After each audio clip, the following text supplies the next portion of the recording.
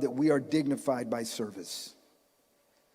This man, Horst Schultz, when he was 18 years old, when he had gone to a school that trained people for hotel work, and he wrote an essay to graduate from this program, and he said his vision was to have a hotel where ladies and gentlemen were serving ladies and gentlemen. His vision was that I want to have a hotel where the people serving have dignity. They weren't embarrassed or ashamed. They found dignity in serving. Having served was a good thing. We're living in an age where people are despising service. People don't want to work jobs. They'd rather stay home because they don't want to be seen as a servant, because to them that's demeaning. I'm going to tell you, you and I are serving God, and that is not demeaning. That is ennobling. Hebrews 6:10 says, God is not unjust to forget your work and labor of love, which you have shown toward his name, and that you have ministered to the saints and do minister. Paul said, listen, God will not forget what you did. God will keep track, and he will not forget what you did. Your service and your ministry and the fact that you're still doing it, he says God has taken notice of that. Ministry gives dignity. I read a very interesting little story about World War II when they were getting ready. They were involved in this war.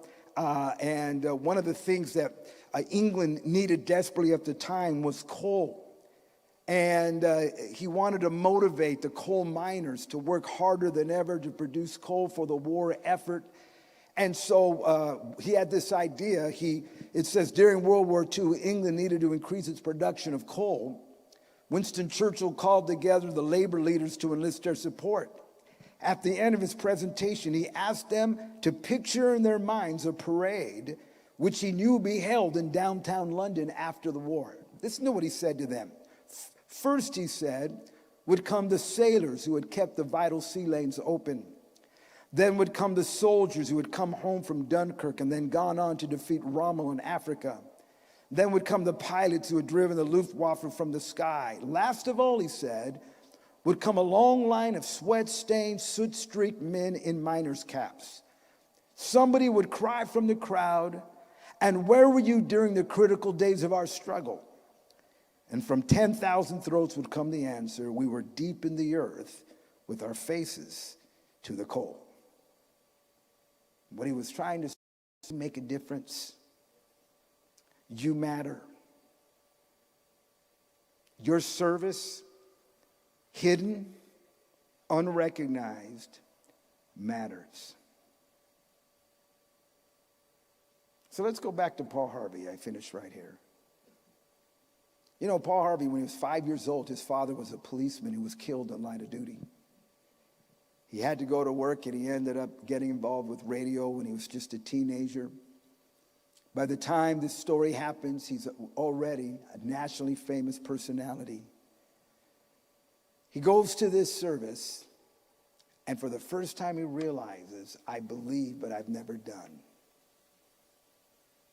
What do you want me to do? He answers this call, and that morning, he had no intention. He was going to get baptized. And he said these words as I finished. He said, the preacher had said there was nothing magic in the water.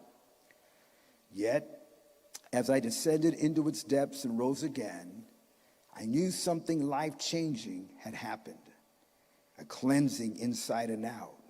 No longer there seemed to be two uncertain, contradictory Paul Harveys, just one immensely happy one. I felt a fulfilling surge of the Holy Spirit. Afterward, I cried like a baby, a kind of release, I suppose. I read that, Paul Harvey. This is the rest of the story, folks. When I just simply said, I surrender.